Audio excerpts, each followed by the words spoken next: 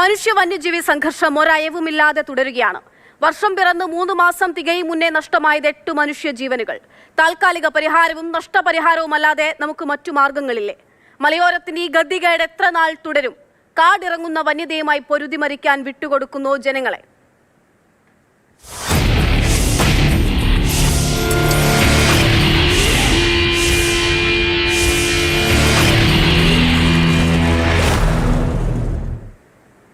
അടുത്തത് നിങ്ങളോ എന്ന ചോദ്യം ഒരുപക്ഷെ നഗരത്തിൽ ജീവിക്കുന്ന മറ്റ് എല്ലാവിധ സുഖ സംവിധാനങ്ങളോടുകൂടി ജീവിക്കുന്ന ആളുകൾക്ക് സംബന്ധിച്ചിടത്തോളം ആ ചോദ്യം അവരുടെ മനസ്സിൽ ആശങ്കയായി ഉണ്ടാകില്ല.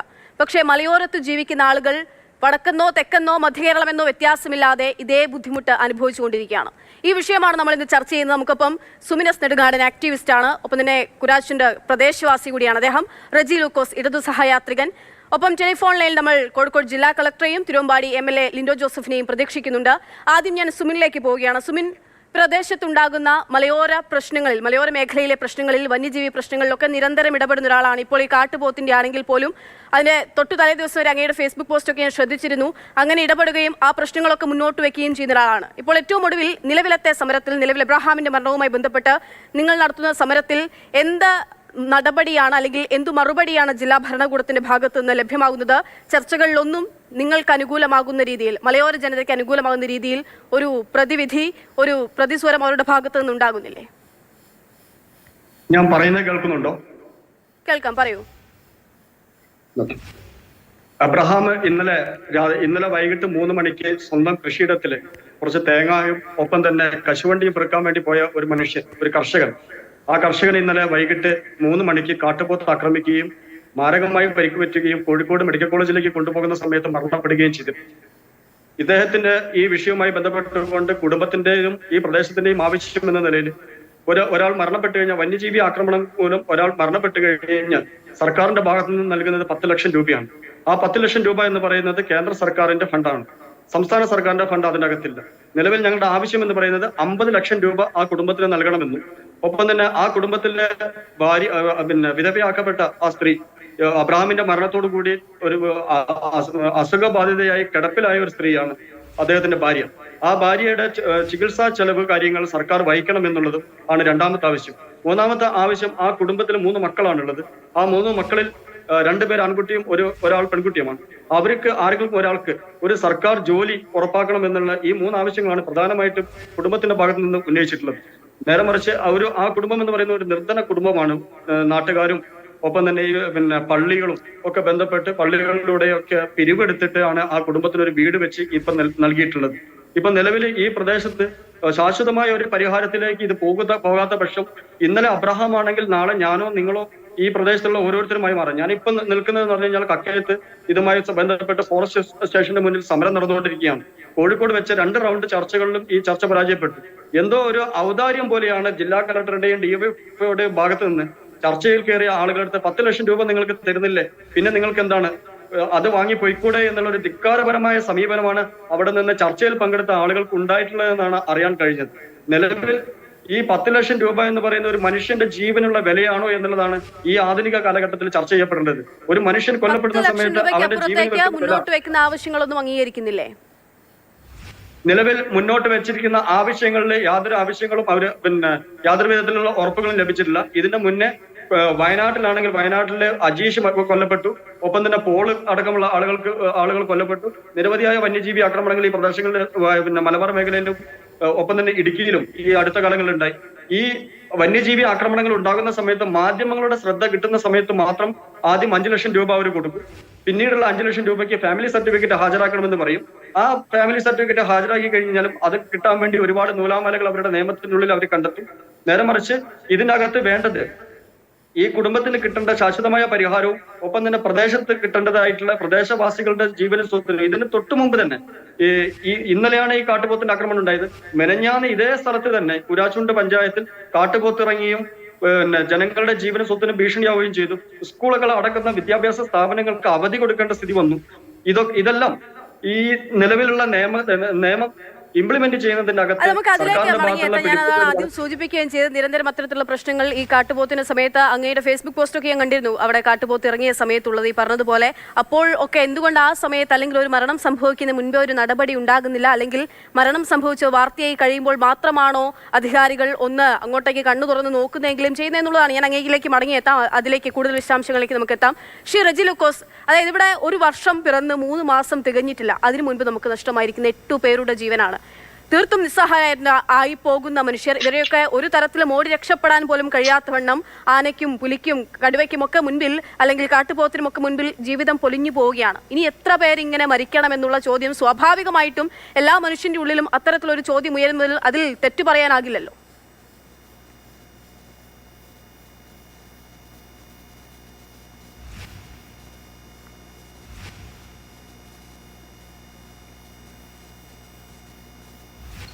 ശ്രീ റെജി ലൂക്കോസ്,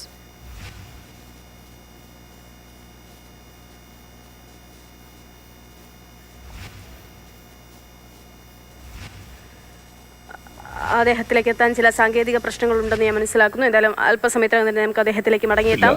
ഒരു കേൾക്കാമോ സാറിന്?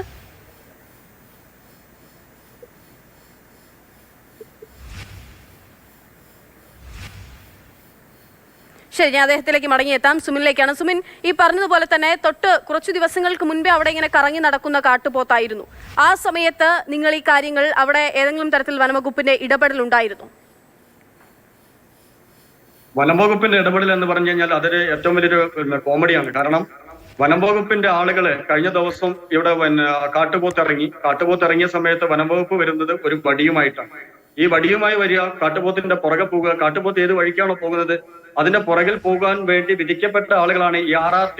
ഇപ്പൊ ഇന്നും ഇന്നലെയുമൊക്കെ ആയിട്ട് വനംവകുപ്പിന്റെ മന്ത്രി അടക്കം പറഞ്ഞ RRT സംഘത്തെ നിയോഗിക്കും. എന്തിനാണ് ഇങ്ങനത്തെ ഒരു RRT? സർക്കാരിന്റെ ഖജനാവിലുള്ള പണം കൊടുത്തിട്ട് ഈ RRT എന്ന് പറയുന്നത് വന്യമൃഗം ഏത് ഭാഗത്തുകൂടെയാണോ സഞ്ചരിക്കുന്നത് അതിന്റെ പുറകെ പോകാനുള്ള ഒരു ടീമായിട്ട് ഒരിക്കലും കണക്കാക്കാൻ പാടില്ല. ഇപ്പൊ നിലവിൽ നടന്നുകൊണ്ടിരിക്കുന്നത് വന്യമൃഗം ഒരു ഭാഗത്തു കൂടെ പോകുന്നു, അതിന്റെ പുറകെ ഒരു ഉദ്യോഗസ്ഥ വൃദ്ധമായിട്ടുള്ള RRT അടക്കുന്ന വനംവകുപ്പുകാർ പുറകെ പോകുന്നു. ഇതാണ് ഇവിടെ നടന്നുകൊണ്ടിരിക്കുന്നത്. ഈ വന്യമൃഗത്തിന് ഇപ്പൊ തന്നെ ഇന്നും ഈ പ്രദേശത്ത് കുരാച്ചുണ്ട് തോണിക്കടവ് ടൂറിസം കേന്ദ്രത്തിനകത്ത് വീണ്ടും കാട്ടുപോത്തിനെ കണ്ടതായിട്ടാണ് ആളുകൾ പറയുന്നത്. ആ പ്രദേശത്ത് ഇപ്പോഴും ഭീഷണി നിലനിൽക്കുകയാണ്.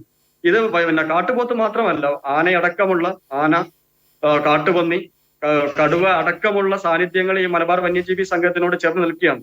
ഈ നിലവിൽ ഇതിനകത്ത് ഇന്ന് കളക്ടറേറ്റിൽ നടന്ന ചർച്ചയ്ക്കകത്ത് ഏറ്റവും വലിയൊരു വിരോധാഭാസം എന്ന് പറയുന്നത് ഇതിനെ വെടിവെച്ച് കൊല്ലാൻ വേണ്ടി ഇന്നലെ ഉത്തരവിട്ടു എന്നൊക്കെ പത്രമാധ്യമങ്ങളിൽ ഞങ്ങൾക്ക് വായിക്കാൻ കഴിഞ്ഞിരുന്നു. പക്ഷേ ഈ വന്യമൃഗത്തിനെ വെടിവെച്ച് കൊല്ലാൻ വേണ്ടി ഉത്തരവ് നിലവിൽ ഇട്ടിട്ടില്ല. ഇനിയും അത് ഈ കാട്ടുപോത്ത് വയലന്റ് ആയിട്ടുള്ള ഒരു കാട്ടുപോത്താണോ അല്ലയോ എന്ന് പരിശോധിച്ചതിന് ശേഷം മാത്രമേ വെടിവെച്ച് കൊല്ലാൻ ഉത്തരവിടാൻ പറ്റുള്ളൂ എന്നാണ് ഇന്ന് DFO കളക്ടറുടെ ചേംബറിൽ നടന്ന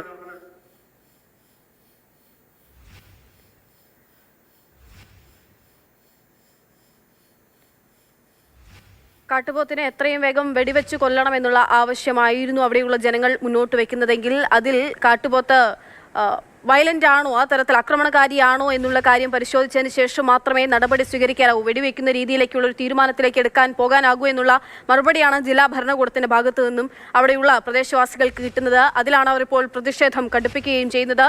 2 ചർച്ചകൾ നടന്നു. 2 ചർച്ചയും പൂർണ്ണമായും പരാജയപ്പെടുന്ന സാഹചര്യം ഉണ്ടായി. 10 ലക്ഷം രൂപ നഷ്ടപരിഹാരം കേന്ദ്രം നൽകുന്നതിനപ്പുറത്തേക്ക് ഒരു സഹായമോ മുന്നോട്ട് വെക്കുന്ന ആവശ്യങ്ങളോ അംഗീകരിക്കാൻ ജില്ലാ ഭരണകൂടം തയ്യാറാകാത്തൊരു പശ്ചാത്തലത്തിലേക്ക് കൂടിയാണ് ഇപ്പോൾ കൂടുതൽ പ്രതിഷേധത്തിലേക്ക് കടക്കാനുള്ള പ്രദേശവാസികളുടെ തീരുമാനം. ഞാൻ സുമിലേക്കും ഒപ്പം തന്നെ റെജി ലൂക്കോസിലേക്കും എത്താം. നമുക്ക് അവിടെ നിന്നും തയ്യാറാക്കിയിട്ടുള്ള ചില റിപ്പോർട്ടുകൾ കൂടിയുണ്ട്, അതിലേക്ക് കൂടി പോകാം. കർഷകനെ കൊന്ന കാട്ടുപോത്തിനെ മയക്കുവെടി വയ്ക്കാൻ വയനാട്ടിൽ നിന്ന് ഡോക്ടർ അജേഷിന്റെ നേതൃത്വത്തിലുള്ള സംഘം തിരിച്ചിട്ടുണ്ട്. അതേസമയം വനംവകുപ്പ് ഓഫീസിന് മുന്നിൽ കർഷക പ്രതിഷേധം തുടരുന്നു. മുഹമ്മദ് ഷെയ്ദ് കക്കയത്ത് തയ്യാറാക്കിയ റിപ്പോർട്ടിലേക്ക്.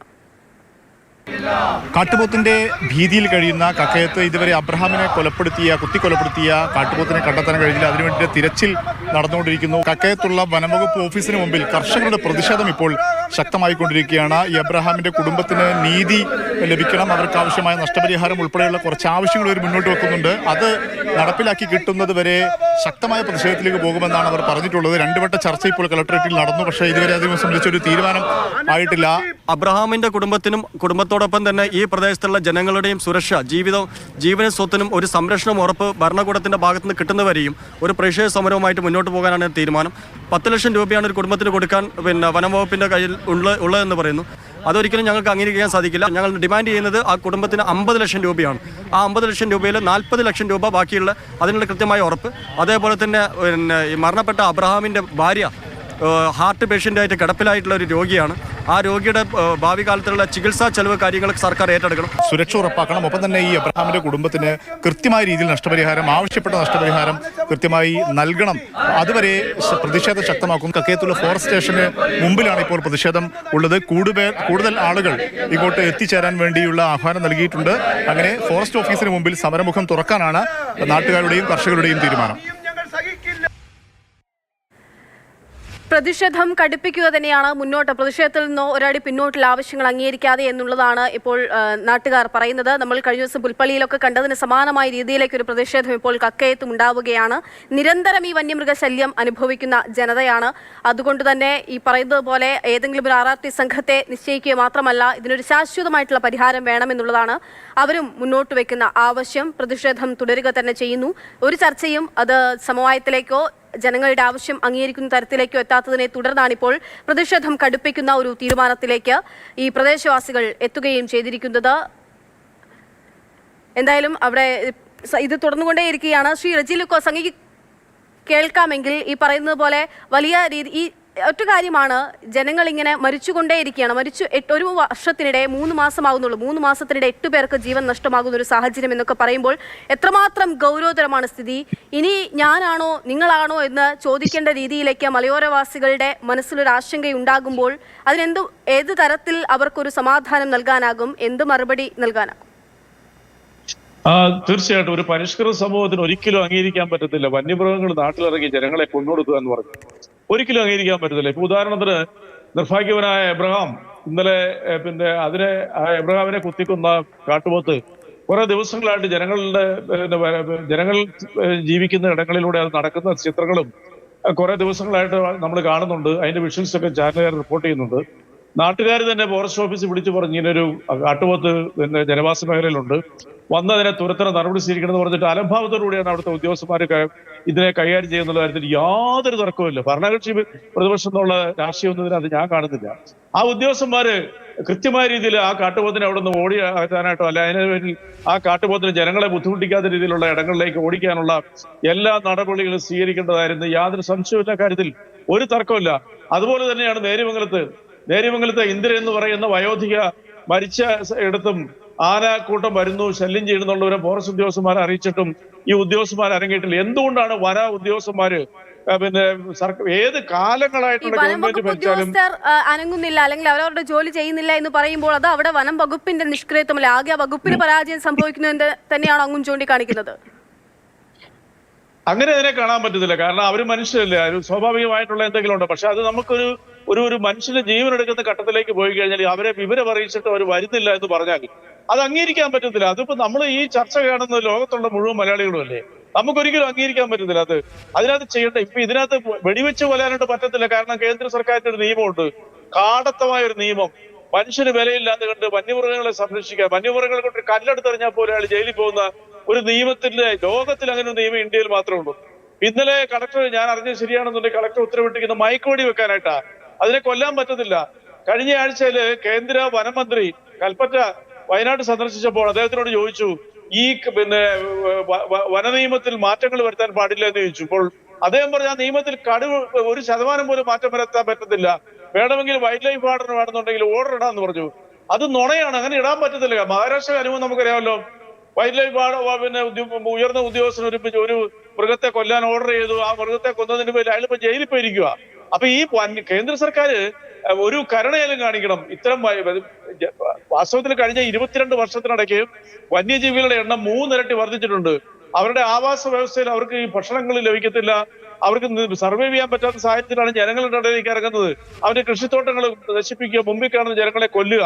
പക്ഷെ ആ നിയമത്തിനൊരു മാറ്റം വരുത്തുന്നുണ്ട്. ഇത് എത്ര നാളാണ് സഹിക്കുന്നത്? നമ്മുടെ ഇവിടുത്തെ MP മാരുണ്ട്, ആരെങ്കിലും പാർലമെന്റിൽ പോയി ഒരു അക്ഷരം പോലും വേണ്ടിയിട്ടുണ്ടോ നിയമം മാറ്റണം എന്നുള്ളവരും? ഇവിടെ രാഷ്ട്രീയമല്ലേ കളിക്കേണ്ടത്. ജനങ്ങളുടെ ജീവനും സ്വത്തിനും പിന്നെ സംരക്ഷണം നൽകേണ്ട ഉത്തരവാദിത്വമുണ്ട്.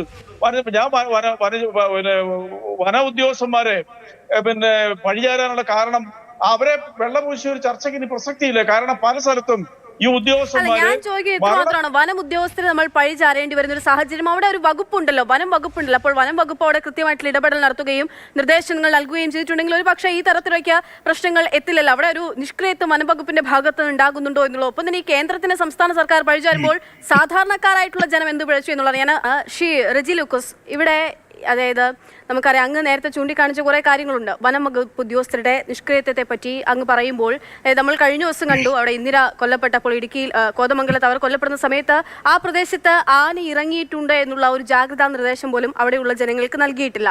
അത്തരത്തിൽ ഈ കാട്ടുപോത്ത് കക്കയത്ത് ഇറങ്ങിയ സമയത്താണെങ്കിൽ ഈ പ്രദേശങ്ങളിലൊക്കെയും നോക്കുകയാണെങ്കിൽ കൃത്യമായിട്ടുള്ളൊരു നിർദ്ദേശം പോലും ജനങ്ങൾക്ക് ലഭ്യമാകുന്നില്ല. അപ്പോൾ ഇവരെയൊക്കെ മരിക്കാൻ വേണ്ടി വിട്ടുകൊടുക്കുകയാണ് മലയോരത്തുള്ളവരെ. അല്ല, അങ്ങനെ വ്യാഖ്യാനിക്കാൻ പറ്റത്തില്ല. ഇപ്പൊ ഇന്നിപ്പം ആതിരപ്പള്ളി വാഴച്ചാൽ റൂട്ടില് പ്ലാന്റേഷൻ കോർപ്പറേഷന്റെ തോട്ടത്തിൽ ആന ഇറങ്ങി, ഏതാണ്ട് 10-15 ആന ഇറങ്ങി. അത് മെയിൻ റോഡ് പിന്നെ വാൽപ്പാറ റൂട്ടിലേക്കുള്ള റോഡുകളെല്ലാം ക്രോസ് ചെയ്ത് അവിടെ ഭീതികരമായ അന്തരീക്ഷം വിധിച്ചു. അപ്പോൾ അവിടെ വനപാലകരെത്തി കൃത്യമായ രീതിയിൽ അവരതിനെ തുരത്തി നമ്മളെ കണ്ടതല്ല. അങ്ങനെയൊക്കെയുള്ള പ്രവൃത്തികൾ അവർ ചെയ്യുന്നുണ്ടില്ലെന്ന് പറയത്തില്ല. പക്ഷെ ചില സ്ഥലങ്ങളിൽ ഇപ്പൊ ഈ കാട്ടുപോത്തിന്റെ വിഷയത്തിൽ അമർഷമുണ്ട്. കാട്ടുപോത്ത് അവിടെ നാട്ടിലിറങ്ങി ജനങ്ങളുടെ കൂരാച്ചണ്ട് പോലുള്ള ഒരു സ്ഥലത്ത് ഇറങ്ങി നാട്ടിലെ ആൾക്കാരുടെ വീട്ടുമുറ്റത്തൊക്കെ വന്നിട്ട് അറിയിച്ചിട്ടും അതിനെ പിന്നെ തിരിഞ്ഞു നോക്കാത്ത ഉദ്യോഗസ്ഥന്മാരുണ്ടെങ്കിൽ ഞാൻ പറയണ അവരെ ശിക്ഷിക്കണം. കൊലക്കുറ്റത്തിന് അവരുടെ പിന്നെ കേസെടുക്കണം. ഒരു തർക്കമല്ല കാര്യത്തിൽ. അതുപോലെ ഇന്ദിരയുടെ മരണത്തിന് മുമ്പായിട്ട് തന്നെ ഈ ആനക്കൂട്ടം പിന്നെ പെരിയാർ ക്രോസ് ചെയ്ത് ആ പ്രദേശത്ത് ധൈര്യമംഗലത്തെ ഈ വീട്ടിൽ ആൾക്കാർ തിങ്ങിപ്പാർക്കുന്നിടത്തെ കടക്കുന്നവർ അവിടുത്തെ ഫോറസ്റ്റ് ഉദ്യോഗസ്ഥന്മാരെ അറിയിച്ചെന്നാണ് വാർത്തകൾ വരുന്നത്. എന്തുകൊണ്ട് ആ ഉദ്യോഗസ്ഥന്മാർ മുന്നറിയിപ്പ് കൊടുത്തില്ല? എന്തുകൊണ്ട് കൊടുത്തില്ല? അത് തെറ്റല്ലേ? ഇവർക്ക് ശമ്പളം കിട്ടുന്നില്ലേ? സർക്കാർ ഇവർക്ക് പണം കൊടുക്കുന്നില്ലേ? ഏതെല്ലാം രീതിയിൽ ഈ വനം സംരക്ഷിക്കാനായിട്ട് ഇവരെന്തുകൊണ്ടാണ് ചെയ്യുന്നില്ല? അപ്പൊ ഇവർക്ക് മനുഷ്യജീവന് യാതൊരു വിലയില്ല. ഇവരും മനുഷ്യകുലത്തിൽ പറഞ്ഞവരല്ലേ ഈ ഉദ്യോഗസ്ഥന്മാരെന്ന് പറയുന്നത്. എല്ലാരെയും ഒന്നും ഞാൻ അടക്കല പറയത്തില്ല. നല്ല ഉദ്യോഗസ്ഥന്മാർ എത്രയോ പേരുണ്ട്, എത്രയോ നല്ല ഉദ്യോഗസ്ഥരുണ്ട്.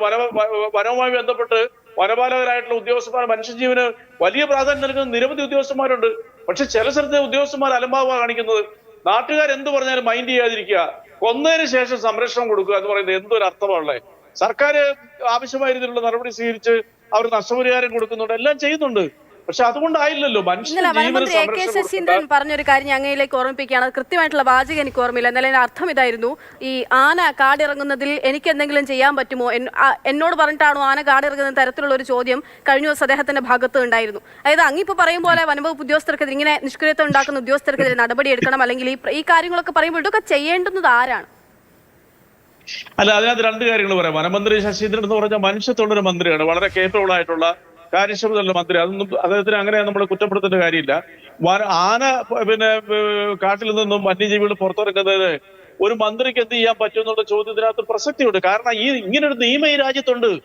ഇന്ത്യ മഹാരാജ്യത്തെ 29 സംസ്ഥാനങ്ങളിൽ ജനങ്ങളെ ഏറ്റവും കൂടുതൽ ഭീതിയിലാഴ്ത്തുന്ന വന്യജീവികൾ കേരളത്തിൽ മാത്രമേ ഉള്ളൂ. മറ്റെല്ലാ സംസ്ഥാനങ്ങളിലും കിലോമീറ്റർ ഡിസ്റ്റൻസ് ഉണ്ട്. ഇത്രയ്ക്കും പിന്നെ ഡെൻസിറ്റി ഉള്ള അവിടെയൊക്കെ ഏത് തരത്തിലാണ് ഈ പ്രശ്നങ്ങളൊക്കെ ഇടപെടുന്നതെന്നും പരിഹരിക്കാനുള്ള കൂടി നമ്മൾ തമിഴ്നാട്ടിൽ ഉൾപ്പെടെ കണ്ടു. ഇവിടെ നിന്നുള്ള ആന അവിടെ പോയപ്പോൾ ഏത് തരത്തിലാണ് അവർ അതിനെ സമീപിക്കാൻ നമ്മൾ കണ്ടു. ആ ഒരു ഇടപെടലൊന്നും എന്തുകൊണ്ട് ഇവിടെ ഉണ്ടാകുന്നില്ല എന്നുള്ളതാണ്.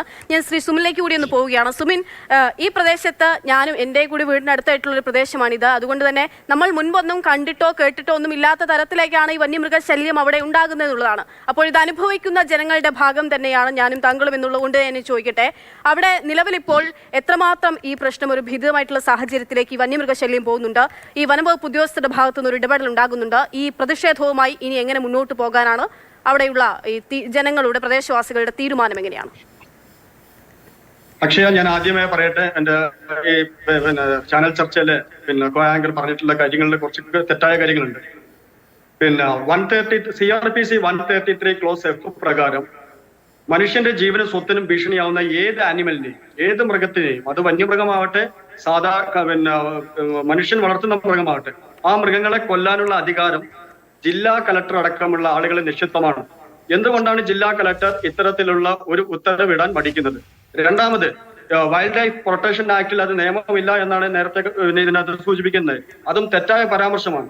Wild life protection act section 11 clause 1A 1B ഈ രണ്ട് വകുപ്പുകൾ പ്രകാരം മനുഷ്യന്റെ ജീവനും സ്വത്തിനും ഭീഷണിയാവുന്ന ഏത് വന്യമൃഗത്തെയും കൊല്ലാനുള്ള അല്ലെങ്കിൽ അതിനെ ഒഴിവാക്കാനുള്ള അവകാശവും ഉത്തരവാദിത്വവും സംസ്ഥാന ചീഫ് വൈൽഡ് ലൈഫ് വാർഡനിൽ നിക്ഷിപ്തമാണ്. അതിന്റെ ഭാഗമായി കൊണ്ട് തന്നെയാണ് ഇപ്പൊ എല്ലാ ഗ്രാമപഞ്ചായത്ത് പ്രസിഡന്റുമാരെയും ഹോണററി വൈൽഡ് ലൈഫ് വാർഡനാക്കി പ്രഖ്യാപിച്ചുകൊണ്ട് കാട്ടുപന്നി വിഷയത്തെ നമ്മൾ നേരിട്ടുകൊണ്ടിരിക്കുന്നത്. കാട്ടുപന്നി വിഷയത്തിലെ സംസ്ഥാന സർക്കാർ ഉത്തരവിട്ടിട്ടുണ്ട്.